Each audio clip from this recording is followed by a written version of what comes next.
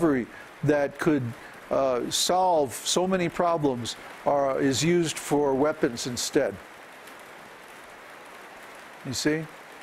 This is an immature science, an immature humanity. But we say we want you to take the mature point of view. Now, who are we really? We're spirit souls.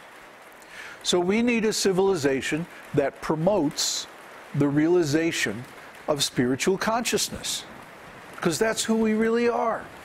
And if people understood this and people followed it, followed through, you know, if you take this as an assumption and then you use that to generate further conclusions, you see that the only kind of technology that makes sense is a technology that promotes spiritual growth and maturity. Otherwise, why bother? If it's simply going to create more problems. And it's not worth developing. As long as profit is the only aim, then people will do wrong, just to make a buck. But when profit or advancement or progress or whatever is defined in terms of spiritual advancement, then that creates a society that's based on sane values, on spiritual wisdom. And that's what's really going to make people happy. That's what's really going to make you happy. So, there's a saying, be the change that you want. So if you want to live in a world that has spiritual values, that means you have to take the initiative to create that community now. We've already taken some initiative. That's why this program exists. That's why you were able to take advantage of it, and you know how good it makes you feel to chant that holy name. So just imagine if you can create a local community based on those values. Well, it's not, we're past the point where it's a nice idea. Now you have to do it for survival. It gets started now. Learn how to attract people. Learn how to present this knowledge. Learn how to convince people. Learn how to show people the methods in a way that they can understand how it works. You have to become a spiritual teacher. You have to become a spiritual leader yourself. That's the only answer that is really going to help you. It's really going to save you.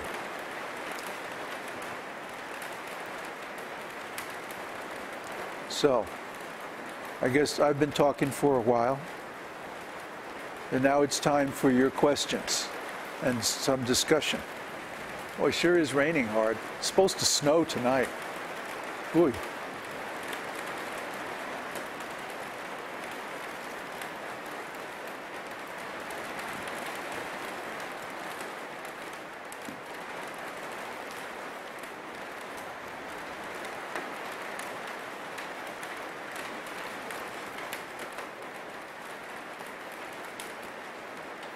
Hare Krishna. Hare, okay. There's a question from Bruce. When establishing our communities, can we use weaponry as means of security? I can't hear you. When establishing our communities, can we use weaponry as means of security? No, that's stupid. Weapons always attract violence. You know, there's a saying that if there's a gun over the mantelpiece in the first act, then by the third act it'll be used. It's an old theater saying. And that's true in life as well. If there's a gun in the back room, sooner or later somebody's going to use it. Build trust, not fear. When people have weapons, then they use fear tactics to control others, and with the weapon being the final escalation of the fear level. Don't fall into that trap. Control people by attracting them with wisdom, not by threatening them with weapons. The guy who comes to the gate of your compound wanting to rip you off for your food storage is more desperate than the people who are inside your compound. If you know how to play that, you can convert him. I'll give you an example. Our sister community over in Congo, Africa, they had a security problem with the rebels up in the hills. Rebels in the hills were coming down, stealing the vegetables from their fields and cutting down the trees in their managed forest areas. So the leader there, he arranged a meeting with the rebel chiefs. He went right out there, talked to them, and said, "Hey, aren't you tired of running around and hiding and shooting at people and stuff? Why don't you take up our method of organizing, and then you can have the same facilities yourself. You don't have to fight anymore." And they said, "Oh yeah, we're really tired of fighting. This is a drag. How do we do what you're doing?" And so he started teaching them. You see? Convert your enemies. Don't fight them. Like our enemies are the other religious organizations who are derived from the same source. Other disciples of Srila Prabhupada. They're our worst enemies. And very soon they're going to be suffering because they haven't made any preparations for this changes that are coming up. They don't believe us. But then there's going to be a time when they finally get it.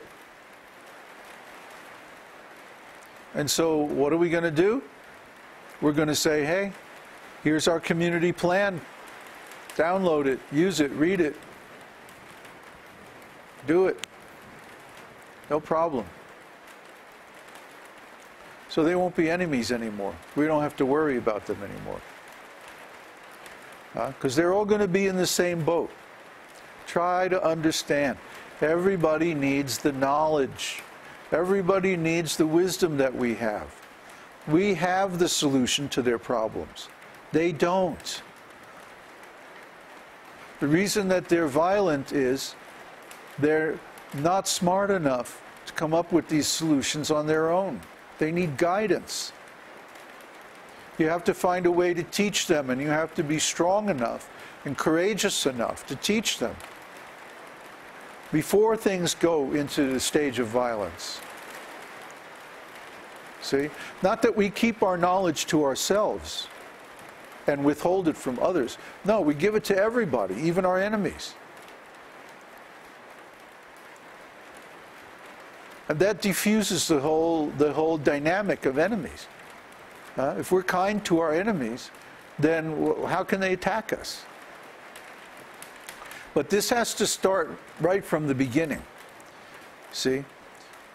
If you speak out very strongly, then you'll find out who your enemies are. And you know you have to work on them and convert them before things escalate to the level of violence. Actually, nobody wants violence. Even the people who threaten violence do so in the hope of avoiding it, because they know they're going to get hurt too. People fight back, defend themselves.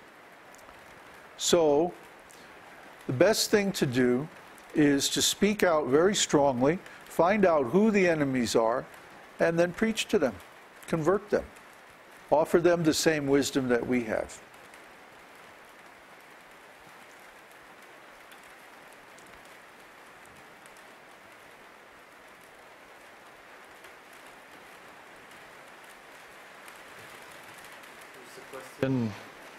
Here's a question in Spanish, so I'll translate the answer. The question is, with all these changes coming, aren't the people in power going to try to destroy, to look for their own interests? Well, of course they are. Sí, lo van a hacer. But what are they going to destroy? Pero ¿qué es lo que van a destruir estas personas The en el people poder? who are against them.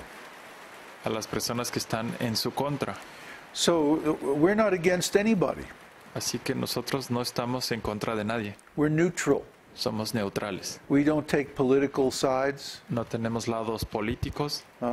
We just withdraw from the political arena. Simplemente nos salimos de la arena política. Yeah, that way we're not a threat to anyone. Así no somos una amenaza para nadie. You know, we're not trying to say that these guys shouldn't be the government. No tratamos de decir que sean el gobierno. We're not saying change the government. No decimos cambia el gobierno. We're saying change your consciousness. Decimos cambia tu conciencia. Yeah, change your heart. Cambia tu corazón.